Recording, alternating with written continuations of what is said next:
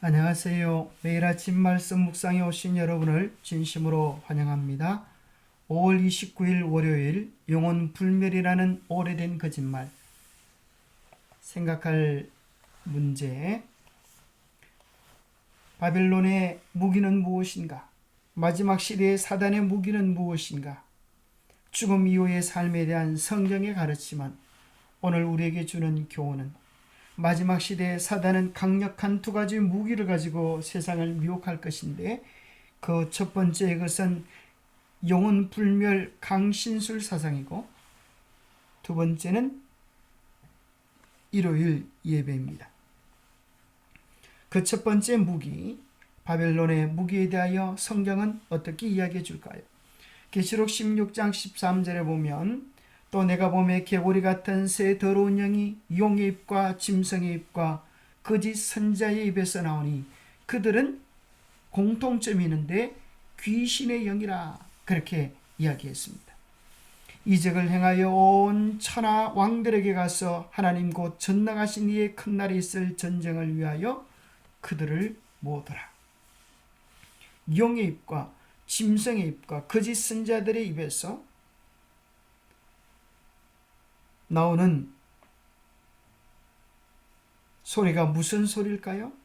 더러운 영이 나오는 것입니다. 같은 영, 사단의 영, 악한 영이 작용하고 있는 것입니다. 용은 사단 마귀를 뜻하고 짐승은 정치적인 세력, 거짓 선자는 거짓된 종교 단체들입니다. 그들이 다 사단의 영의 가르침을 받고 있는데 그 가르침을 귀신의 영이라 사단이 작용하여 일으키는 것인데 그 귀신의 영을 통하여 많은 이적들을 행하겠다 그렇게 이야기합니다. 계시록 18장에도 바벨론에 대한 모습에 대하여 표현하기를 귀신의 처소라고 했습니다. 각종 더러운 영이 모이는 곳이라고 했습니다. 각종 더럽고 가장한 새들이 모이는 곳입니다. 등불 빛이 결코 다시 내 안에 비치지 아니하고 신랑과 신부의 음성이 결코 다시 내 안에서 들리지 아니하리로다. 너희의 상인들은 왕의 땅의 왕족들이라 내 복술로 말미암아 만국이 미혹되었도다. 수많은 세상이 그들에게 미혹되어지는 이유는 그들이 가지고 있는 복술, 마술, 사단적 권능 때문이었습니다.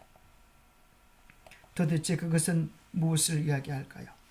성경 속에서 귀신의 처소나 귀신의 영, 주술 같은 표현들은 모두 마귀의 활동을 나타냅니다. 마지막 때에 있을 두 가지 큰 속임수 중에 하나는 영혼 불멸이라는 가르침입니다. 기독교에서조차 영혼 불멸이라고 하는 개념이 기독교의 주요 교리에 자리 잡고 있습니다. 그러나 성경은 분명하게 이야기하기를 에스겔서 18장 4절, 18장 20절에 범죄하는 그 영혼은 죽으리라 이야기하고 있습니다.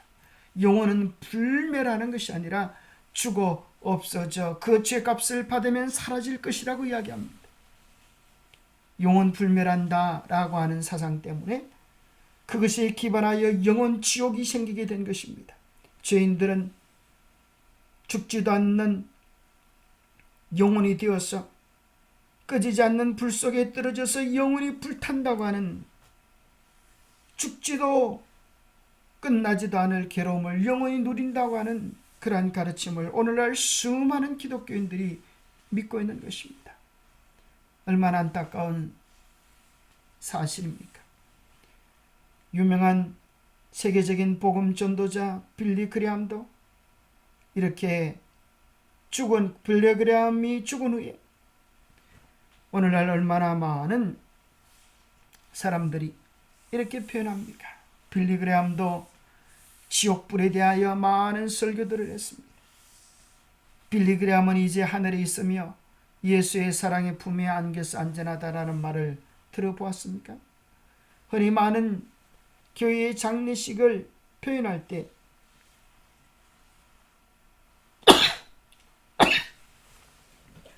천국 환송 예배다라는 표현을 쓰는 소리를 들으셨을 것입니다. 죽음 이후에 대한 성경의 분명한 가르침은 무엇입니까?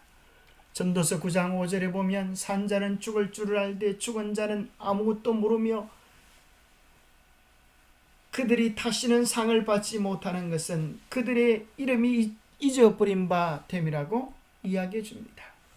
그러면 언제 그들이 부활합니까? 죽고 나서 당장 부활하는 것이 아니라 주께서 어른과 천사장의 소리와 하나님의 나팔로 친히 하늘로부터 강림하실 그때에 그리스도 안에서 죽은 자들이 먼저 일어나고 그 후에 살아남은 자들도 그들과 함께 구름 속으로 끌어올려 공중에서 주를 영접하게 하시리니 그리하여 우리가 항상 주와 함께 있으리라.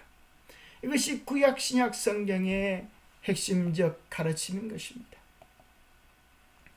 바벨론의 속임수의 큰 기둥은 죽음에 대한 그릇된 이해입니다. 그것은 영혼 불멸 사상의 중심을 두고 강신술의 기만적 영향력의 길을 열어줍니다. 그대가 사람이 죽은 후에도 어떤 형태로든 계속 살아있고 우리와 의사소통을 할 수 있다고 믿는다면 사탄이 가지고 있는 온갖 속임수로부터 어떤 보호를 받을 수 있겠습니까? 죽은 어머니나 자식 또는 사랑하는 사람이라고 생각하는 누군가가 갑자기 나타나 말을 건다면 그런 속임수에 얼마나 쉽게 넘어가겠습니까? 사단은 마지막 시대에 강력한 강신술을 통하여 사람들을 미혹할 것입니다. 이미 많은 사람들에게 알려진 파티마의 기적, 대구에는 파티마 병원이라고 하는 유명한 병원이 있습니다.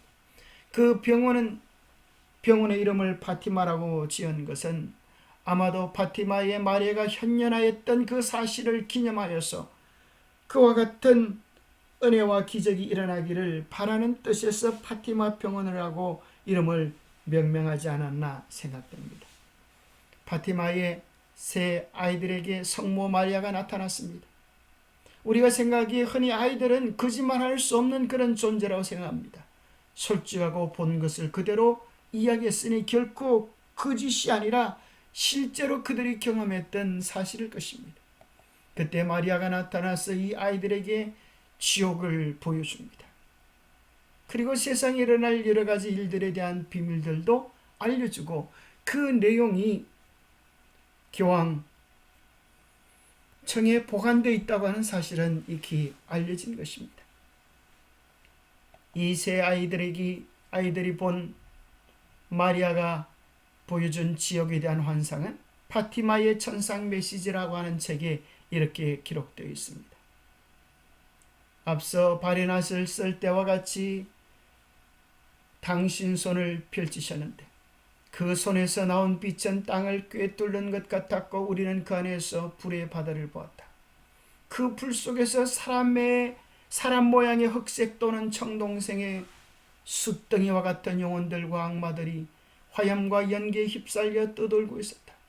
그들은 큰 화재 때 맹렬히 타오르는 화염과 사방에서 불똥이 튀는 구름 같은 연기에 쌓여 체중도 균형도 없이 실망과 통곡으로 몸부림치고 있었는데 실로 그 광경은 우리를 공포로 전율케 만들었다. 이글이글 끓이며 불타는 그 속에서 고통하는 영혼들의 비명소리를 듣는 그 모습을 보았고 그것을 기록했습니다. 여러분, 이것이 사실일까요? 이 마리아는 진짜 예수님의 어머니 마리아일까요? 아닙니다. 이 모든 것들이 사단의 속임수요 가르침입니다.